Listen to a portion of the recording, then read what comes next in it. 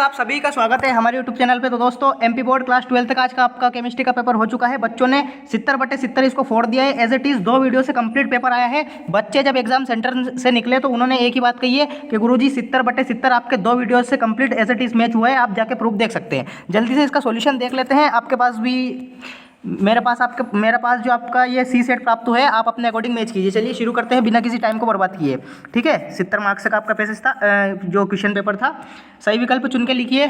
सही विकल्प में आपको लिखना है एल्डिहाइड में अल्फा हाइड्रोजन की प्रकृति कैसी होती है। एज इट इज बता रखा है, डायरेक्ट डिट्टो आया है, अम्लीय प्रकृति होती है। ठीक है, जिन्होंने भी इसका ऑप्शन ए टिक किया है उनका बिल्कुल करेक्ट आंसर होने वाला है। नेक्स्ट जो क्वेश्चन है, 5 ग्राम NaOH 250 मिलीलीटर विलियन में घुला है, विलियन की मोलरता होगी। तो मोलरता आपने कैलकुलेट किया होगा, इसको आपको सूत्र पता होगा। 0.5 मोलरिटी यानी कि 0.5 मोल इसका करेक्ट आंसर आपका आ जाएगा। ठीक है, सेल स्थिरांक इकाई है, डायरेक्ट बता रखा है कि सेल स्थिरांक L/A होता है। तो लंबाई यानी कि centimetre upon centimetre square, centimetre से सेंटीमीटर स्क्वायर कट जाएगा। ठीक है, 1 में सेंटीमीटर स्क्वायर बच जाएगा, तो सेंटीमीटर इनवर्स हो जाएगा इसका करेक्ट आंसर। ठीक है, सेंटीमीटर इनवर्स। तो आपका बी ऑप्शन करेक्ट होने वाला है। ठीक है, बी ऑप्शन। नेक्स्ट जो क्वेश्चन है, एज इट इज आया है, डिट्टो एज इट इज फंसा दिया इसको, तो पूरा का पूरा ये same without any option change. ठीक है, बोला था ये जो SO4 है यहाँ पे बाहर है और ये वाला SO4 अंदर है। ठीक है, यहाँ पे बस मैंने इतना सा फर्क बताया था कि वहाँ पे Br था। ठीक है, Cl की जगह एज इट इज आया है, आयनन समवेतक आपका करेक्ट आंसर हो जाएगा डी ऑप्शन। ठीक है, एज इट इज बता रखा है, आप वीडियो देख सकते हैं। नेक्स्ट क्वेश्चन है, एक प्रथम कोटि की अभिक्रिया 16 मिनट में 75% पूर्ण होती है, 50% पूर्ण होने में समय लगे समय। तो ठीक है, 8 मिनट यानी कि ए ऑप्शन आपका करेक्ट आंसर होने वाला है। नेक्स्ट जो क्वेश्चन है, निम्नलिखित एंजाइम माल्टोस को ग्लूकोज में परिवर्तित करता है, तो आपका करेक्ट आंसर होने वाला है माल्टोस। ठीक है, सी ऑप्शन आपका करेक्ट आंसर होने वाला है। ठीक है, इस प्रकार से आपके कंप्लीट सॉल्यूशन हो जाएंगे। इंग्लिश मीडियम वाले भी यहाँ पे मैच कर सकते हैं। इसमें एसिडिक आ जाएगा ए ऑप्शन, इसमें 0.5 आ जाएगा। Unit of cell constant is centimetre inverse यहाँ पे आ जाएगा। ठीक है, ये एज इट इज आया है, डिट्टो आयनाइजेशन ये वाला आ जाएगा। इसमें 8 मिनट आपका करेक्ट आंसर आ जाएगा। नेक्स्ट जो है, the following enzyme decompose maltose into glucose maltose. ठीक है, ये वाला आपका करेक्ट आंसर आ जाएगा सी ऑप्शन। नेक्स्ट जो क्वेश्चन है आपका पूछा गया है, रिक्त स्थानों की पूर्ति कीजिए। देखिए 2,4,6 ट्राई नाइट्रोफिनाल रिक्त स्थान कहलाता है। ठीक है, तो इसमें आपका करेक्ट आंसर आने वाला है, डायरेक्ट एज इट इज बता रखा है आपको, 2,4,6 ट्राई नाइट्रोफिनाल को कहते हैं अपन पिक्रिक अम्ल। क्या कहते हैं?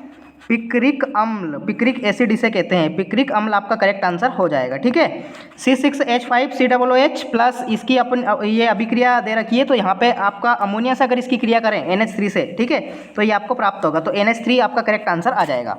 मेथिल एमिन एथिल एमिन से कैसा होता है? ये कम क्षारी होता है। ठीक है, कम क्षारी। जिन्होंने दुर्बल भी लिखा है उनका भी बिल्कुल करेक्ट माना जाएगा, दुर्बल क्षारी होता है। ठीक है, कम या दुर्बल आप लिख सकते थे। ठीक है, चलिए, किसी गैस की द्रव में विलेयता एज इट इज बता रखा है आपको, हेनरी का नियम होता है। ये तो डायरेक्ट मॉडल पेपर से उठा के रख दिया पेपर में। ठीक है, 1 फेराडे का मान कितना होता है? तो 96,500 गुलाम 1 फेराडे में होता है। 96,500 जिन्होंने लिखा है उनका बिल्कुल करेक्ट आंसर हो जाने वाला है। ठीक है, EDTA एज इट इज आया है। EDTA मैंने बताया था हेक्सा लिगेंड होता है, ये षटदंतु। ठीक है, हेक्सा जिन्होंने लिखा है उनका बिल्कुल करेक्ट हो जाएगा, या फिर आप षटदंती भी लिख सकते थे, षटदंती। ठीक है, षटदंती दंतुर। ठीक है, ये आपका करेक्ट आंसर हो जाएगा, हेक्सादंतुर या फिर षटदंती। ठीक है, हेक्सादंतुर या षटदंती, ऐसा जिन्होंने लिखा है बिल्कुल करेक्ट आंसर उसका होने वाला है। चलिए, इंग्लिश मीडियम वाले भी मैच कर लीजिए। सत्य असत्य यहाँ पे पूछे गए हैं। स्टेफिन अभिक्रिया द्वारा कीटोन बनाए जाते हैं, तो देखिए बिल्कुल आपकी ये स्टेफिन अभिक्रिया द्वारा क्या बनाया जाता है? कीटोन। तो बिल्कुल गलत बात है। स्टेफिन जो अभिक्रिया है आपकी, उसके द्वारा आपका एल्डिहाइड बनाया जाता है। क्या बनाया जाता है? एल्डिहाइड, ना कि कीटोन। ठीक है, तो आपका बिल्कुल गलत आंसर हो जाएगा। इसमें क्या आ जाएगा? आपका असत्य आ जाएगा। ठीक है, दूसरा जो क्वेश्चन है, अभिक्रिया दर की इकाई mole litre inverse second inverse होती है। बिल्कुल सही बात है। देखिए मैंने आपको बताया था अभिक्रिया की दर का निकालना। ठीक है, उसमें बिल्कुल आपका करेक्ट आंसर हो जाएगा। ठीक है, सत्य आ जाएगा इसमें, अभिक्रिया की दर वाला। ठीक है, नेक्स्ट जो क्वेश्चन है, लेंथेनाइड एक्टिनाइड की तुलना में अधिक क्रियाशील होते हैं। लेंथेनाइड जो है एक्टिनाइड की तुलना में कम क्रियाशील होते हैं। ठीक है, कैसे होते हैं? कम क्रियाशील। तो इसका आंसर आप में क्या आ जाएगा? असत्य आ जाएगा। ठीक है, असत्य इस क्वेश्चन का करेक्ट आंसर आ जाएगा। नेक्स्ट जो क्वेश्चन है पूछा गया है, फिनॉल को कार्बोलिक अम्ल भी कहा जाता है। डिट्टो एज इट इज, ये तो पूरा का पूरा same without any option change फंस गया है। ठीक है, बहुत अच्छी बात है। इसमें आपका करेक्ट आंसर क्या आ जाएगा? फिनाल को कार्बोलिक अम्ल कहा जाता है। तो बिल्कुल सत्य बात मैंने आपको बताया था, एज इट इज है, आप वीडियो जाके देख सकते हैं। ठीक है, एज इट इज आया है, तो आप ही बोलोगे सर हाँ पूरा का पूरा लीक कर दिया आपने। हाफमैन ब्रोमाइड अभिक्रिया द्वारा प्राथमिक एमीन बनाए जाते हैं। लो, डिट्टो, ये भी फंसा एज इट इज, लो विदाउट एनी ऑप्शन चेंज। ठीक है, पेपर पूरा का पूरा आया है, 70/70 बच्चे छाप के आए हैं। एक ही बात बोलिए, गुरुजी हमने इस पेपर को फोड़ दिया है, आपके कंप्लीट 2 वीडियो से पूरा का पूरा पेपर आया है। ठीक है, हाफमैन ब्रोमाइड अभिक्रिया द्वारा प्राथमिक एमीन बनाए जाते हैं, बिल्कुल सत्य बात है। एज इट इज बता रहा है। ठीक है, चलिए।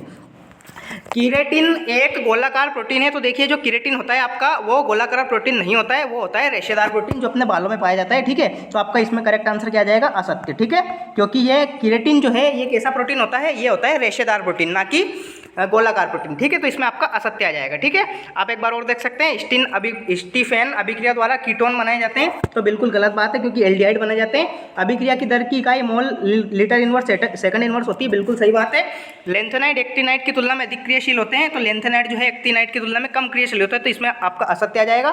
फिनाल को कार्बोलिक अम्ल कहा जाता है, बिल्कुल सही बात है। हाफमैन ब्रोमाइड प्राथमिक एमीन, बिल्कुल सही बात है। कीरेटिन एक गोलाकार प्रोटीन है, तो असत्य आ जाएगा। ठीक है, तो इस प्रकार से आपके सत्य असत्य पूछे गए, काफी इजी एज इट इज आए हैं। ठीक है, नेक्स्ट जो क्वेश्चन है आपका, सही जोड़ी बनाइए। देखिए पूरा एज इट इज जोड़ी एज इट इज मैच हुई है, पूरी की पूरी एज इट इज। ठीक है, डिट्टो फंसा दिया है पेपर में। अब बोलो, ठीक है, हिंसबर्ग अभिकर्मक मैंने आपको बताया था, हिंसबर्ग अभिकर्मक का सूत्र बताया था C6H5SO2Cl। ठीक है, एज इट इज आया है पूरा का पूरा।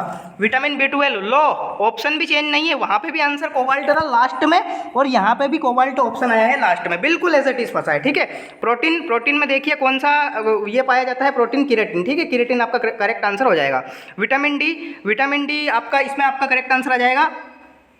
विटामिन जो डी है इसमें आपका विटामिन डी की कमी से कौन सा रोग होता है? तो रिकेट्स आपका करेक्ट आंसर आ जाएगा। ठीक है, रिकेट्स रोग होता है। डाइएजोनियम लवण एज इट इज आया है, वहां पे भी ऑप्शन ए ऑप्शन था, यहाँ पे भी ऑप्शन ए ऑप्शन है। ठीक है, एज इट इज फंसा है विदाउट एनी ऑप्शन चेंज, पूरी की पूरी जोड़ी। ठीक है, ये होती है ताकत। 2 वीडियो से complete paper as it is उतार दिया है। ठीक है, इस प्रकार से आपकी जोड़ी पूछी गई है। नेक्स्ट चलते हैं, एक शब्द में उत्तर लिखिए। ठीक है, चलिए इनको भी देख लेते हैं। एफ ब्लॉक के तत्वों का सामान्य इलेक्ट्रिक विन्यास लिखिए। तो देखिए एफ ब्लॉक के जो तत्व होते हैं उनके सामान्य इलेक्ट्रॉनिक विन्यास में आपको बता देता हूँ। देखिए एफ ब्लॉक के तत्वों का सामान्य इलेक्ट्रॉनिक विन्यास होता है N-2 एफ कक्षक में 1 से 14 तक इलेक्ट्रॉन आएंगे, फिर N-1 आएगा, और डी कक्षक जो होगा, डी कक्षक में आपके 0 से 1 इलेक्ट्रॉन आएंगे और आएगा फिर NH2। ठीक है, क्या आएगा? NH2, 0 से इसमें 1 इलेक्ट्रॉन होंगे और NH2, ये आपका एफ ब्लॉक के तत्वों का करेक्ट इलेक्ट्रॉनिक विन्यास हो जाएगा। ठीक है, N-2 एफ में 1 से 14 तक इलेक्ट्रॉन होंगे, N-1 डी में 0 से 1 तक, और NH2। ठीक है, ये उप से संयोजन यौगिकों का सिद्धांत किसने प्रतिपादित किया? तो देखिए ये अल्फ्रेड वर्नर ने प्रतिपादित किया था। किसने?